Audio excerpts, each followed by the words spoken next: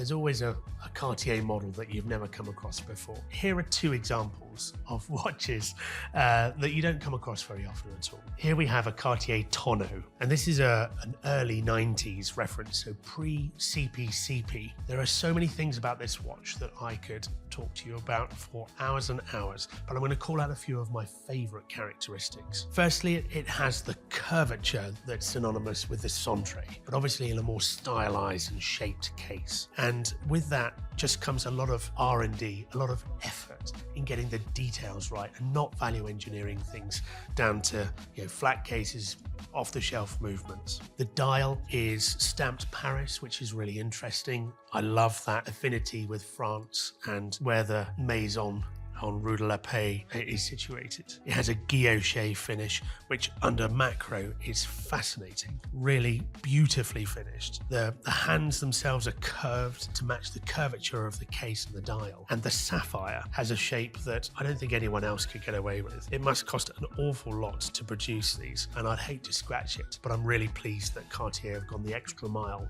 to complete that design in the way that they envisaged it back in 1906 when this watch first came out. One last final point that I'm going to call out on this watch. On the case back, it's stamped made in France. Now, that seems like a small thing, but when it comes to Cartier, those three words mean an awful lot for values. So that is to say that this was actually made in France, which is something that modern Cartiers, that's not done anymore. That's not the done thing. Things have been value engineered to the point where cases are manufactured in the cheapest locations. And I love that this is only 30 years old, but still has that sort of heritage. When you get a Cartier that has those three words, made in France, stamped on it, I think it evokes that sort of feel of handmade, handcrafted, and not volume production.